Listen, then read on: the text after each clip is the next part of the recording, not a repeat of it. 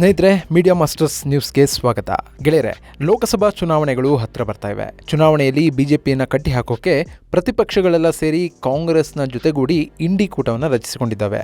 ಆದರೆ ಈಗ ಇಂಡಿ ಕೂಟದಲ್ಲಿನ ಒಂದೊಂದೇ ಅಸಮಾಧಾನಗಳು ಬಹಿರಂಗ ಆಗ್ತಾ ಇದ್ದು, ಈಗ ಸೀಟು ಹಂಚಿಕೆ ವಿಷಯದಲ್ಲಿ ಸಮಸ್ಯೆಗಳು ತಲೆದೋರ್ತಾ ಇವೆ. ಈಗಾಗಲೇ ಉದ್ಧವ್ ಠಾಕ್ರೆ ನೇತೃತ್ವದ ಶಿವಸೇನೆ ಸೀಟು ಹಂಚಿಕೆ ವಿಷಯದಲ್ಲಿ ಕಾಂಗ್ರೆಸ್ ಪಕ್ಷವನ್ನ ಕೆಣಕಿದೆ.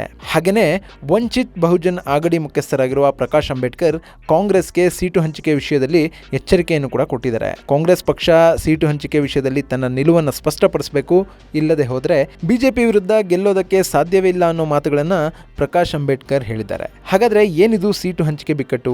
ಮೊದಲು ಭಾರಿ ಉತ್ಸಾಹದಲ್ಲಿದ್ದ ಕಾಂಗ್ರೆಸ್ ಈಗ ನಿಧಾನವಾಗ್ತಾ ಇರೋದು ಯಾಕೆ ಅನ್ನೋದ್ರ ಬಗ್ಗೆ ಒಂದಷ್ಟು ಮಾಹಿತಿಯನ್ನ ನಾವಿಲ್ಲಿ ನೋಡೋಣ.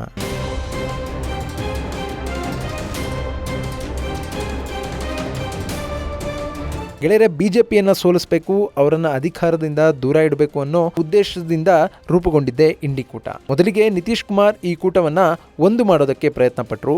ಬಿಹಾರದ ರಾಜಧಾನಿ ಪಾಟ್ನಾದಲ್ಲಿ ಪ್ರತಿಪಕ್ಷಗಳ ಸಭೆಯನ್ನು ನಡೆಸಿದ್ರು. ಆ ಬಳಿಕ ಈ ಕೂಟವನ್ನ ಕಾಂಗ್ರೆಸ್ ಪಕ್ಷ ಲೀಡ್ ಮಾಡ್ತಾ ಇದೆ. ಇನ್ನು ಪ್ರತಿಪಕ್ಷಗಳ ಈ ಕೂಟ ರಚನೆಯಾದ ಬಳಿಕ ಕಾಂಗ್ರೆಸ್ ಕರ್ನಾಟಕದ ಚುನಾವಣೆಯಲ್ಲಿ ಭರ್ಜರಿ ಜಯವನ್ನು ಗಳಿಸಿತು. ಆ ಬಳಿಕ ಕಾಂಗ್ರೆಸ್ನ ಆಟಿಟ್ಯೂಡ್ ಬದಲಾಗಿ ಹೋಯಿತು. ಆದರೆ ಅದು ಯಾವಾಗ ಪಂಚರಾಜ್ಯಗಳ ಚುನಾವಣೆಯಲ್ಲಿ ಫಲಿತಾಂಶ ಹೊರಬಿತ್ತೋ ಆಗ ಕಾಂಗ್ರೆಸ್ಗೆ ತನ್ನ ಪರಿಸ್ಥಿತಿ ಏನು ಅನ್ನೋದು ಸ್ಪಷ್ಟವಾಗಿ ಅರ್ಥ ಆಯಿತು. ಅಷ್ಟೊತ್ತಿಗಾಗಲೇ ಗೆಲುವಿನ ಉನ್ಮಾದದಲ್ಲಿ ತೇಲ್ತಾ ಇದ್ದ ಕಾಂಗ್ರೆಸ್ ಇಂಡಿ ಕೂಟದ ಸಾಕಷ್ಟು ಪಕ್ಷಗಳ ಜೊತೆಗೆ ಮನಸ್ತಾಪವನ್ನು ಕೂಡ ಮಾಡಿಕೊಂಡಿತ್ತು. ಆದರೆ ಯಾವಾಗ ಚುನಾವಣೆ ಫಲಿತಾಂಶಗಳು ಬಂದವೋ ಆ ಬಳಿಕ ಎಲ್ಲವೂ ಬದಲಾಗಿ ಹೋಯಿತು. ಕಾಂಗ್ರೆಸ್ ಪಕ್ಷ ಮಿತ್ರ ಪಕ್ಷಗಳ ಸಭೆಯನ್ನು ಕರೆಯಿತು, ಅಲ್ಲಿದ್ದ ಅಸಮಾಧಾನಗಳನ್ನು ದೂರ ಮಾಡಿಕೊಳ್ತು. ಫೈನಲಿ ಸೀಟು ಹಂಚಿಕೆ ವಿಷಯವನ್ನು ಆದಷ್ಟು ಬೇಗ ಮುಗಿಸೋದಾಗಿ ಕಾಂಗ್ರೆಸ್ ಪಕ್ಷ ಹೇಳ್ಕೊಳ್ತು. ಆದರೆ ಇಲ್ಲಿವರೆಗೂ ಕೂಡ ಸೀಟು ಹಂಚಿಕೆ ವಿಷಯದಲ್ಲಿ ಮಾತುಕತೆಗಳು ಪ್ರಾರಂಭ ಕೂಡ ಆಗಿಲ್ಲ. ಹೀಗಾಗಿನೇ ಇದು ಇಂಡಿ ಕೂಟದ ಇನ್ನಿತರ ಪಕ್ಷಗಳನ್ನು ಕೆರಳಿಸ್ತಾ ಇದ್ದು, ಬೇಗ ಸೀಟು ಹಂಚಿಕೆ ಮುಗಿದೇ ಹೋದರೆ ಮುಂದಿನ ಚುನಾವಣೆಯಲ್ಲಿ ಗೆಲುವು ಕಷ್ಟ ಅನ್ನೋ ಮಾತುಗಳು ಕೇಳಿ ಬರ್ತಾ ಇವೆ. ಇತ್ತೀಚೆಗಷ್ಟೇ ಶಿವಸೇನೆ ಉದ್ಧವ್ ಠಾಕ್ರೆ ಬಣದ ನಾಯಕ ಸಂಜಯ್ ರಾವತ್ ಈ ಸೀಟು ಹಂಚಿಕೆ ವಿಷಯದಲ್ಲಿ ಕಾಂಗ್ರೆಸ್ ಪಕ್ಷವನ್ನ ಕೆಣಕಿದ್ರು. ಅವರು ಕಾಂಗ್ರೆಸ್ ಪಕ್ಷ ಸೀಟು ಹಂಚಿಕೆ ವಿಷಯದಲ್ಲಿ 0ಯಿಂದ ಪ್ರಾರಂಭ ಮಾಡಬೇಕು ಅಂತ ಹೇಳಿದ್ರು. ಇದು ಕಾಂಗ್ರೆಸ್ ಪಕ್ಷಕ್ಕೆ ಇರುಸು ಮುರುಸನ್ನ ಉಂಟು ಮಾಡ್ತು. ಇಲ್ಲಿ ಸಂಜಯ್ ರಾವತ್ ಮಹಾರಾಷ್ಟ್ರದ ವಿಷಯವನ್ನ ಮುಂದಿಟ್ಟುಕೊಂಡು ಕಾಂಗ್ರೆಸ್ ಪಕ್ಷವನ್ನ ಕೆಣಕಿದ್ರು. ಇದು ಮಹಾರಾಷ್ಟ್ರ, ಇಲ್ಲಿ ನಮ್ಮದು ಅತಿ ದೊಡ್ಡ ಪಕ್ಷ, ನಾವು ಈಗಾಗಲೇ 23 ಕ್ಷೇತ್ರಗಳಲ್ಲಿ ಸ್ಪರ್ಧಿಸೋದಾಗಿ ಹೇಳಿದ್ದೇವೆ, ಇನ್ನುಳಿದ ಕ್ಷೇತ್ರಗಳನ್ನ ನೀವು ಹೇಗೆ ಬೇಕಾದ್ರೂ ಹಂಚಿಕೊಳ್ಳಿ.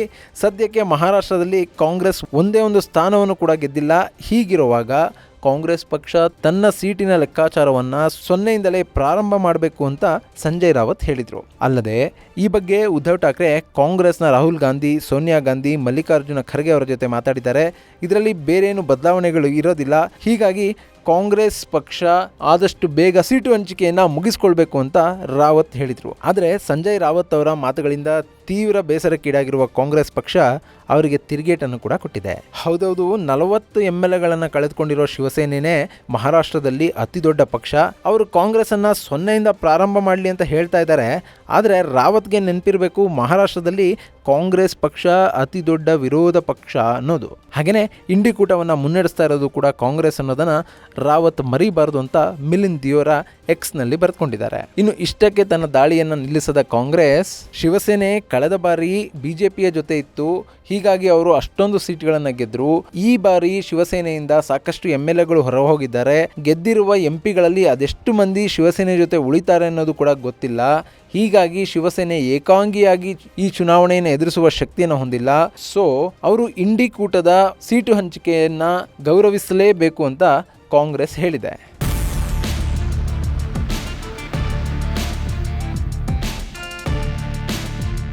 ಇದೇ ಸಂದರ್ಭದಲ್ಲಿ ವಂಚಿತ್ ಬಹುಜನ ಆಗಡಿ ಮುಖ್ಯಸ್ಥ ಪ್ರಕಾಶ್ ಅಂಬೇಡ್ಕರ್ ಅವರು ಕಾಂಗ್ರೆಸ್ ಪಕ್ಷಕ್ಕೆ ಎಚ್ಚರಿಕೆಯನ್ನು ಕೊಟ್ಟಿದ್ದಾರೆ. ಕಾಂಗ್ರೆಸ್ ಪಕ್ಷ ಸೀಟು ಹಂಚಿಕೆ ವಿಷಯದಲ್ಲಿ ನಿಧಾನ ಮಾಡಿದ್ರೆ ಅದು ಬಿಜೆಪಿಗೆ ಅನುಕೂಲ ಆಗುತ್ತೆ. ಮೋದಿ ವಿರುದ್ಧ ಗೆಲ್ಲಬೇಕು ಅನ್ನೋ ಆಸೆ ಇದ್ರೆ ಸಾಲೋದಿಲ್ಲ, ಅದಕ್ಕೆ ತಂತ್ರಗಾರಿಕೆಯನ್ನು ಕೂಡ ಮಾಡಬೇಕು. ಇನ್ನೊಂದು ತಿಂಗಳಲ್ಲಿ ಲೋಕಸಭಾ ಚುನಾವಣೆಯ ಹೊಸ್ತಿಲಿಗೆ ನಾವು ಬರ್ತೇವೆ.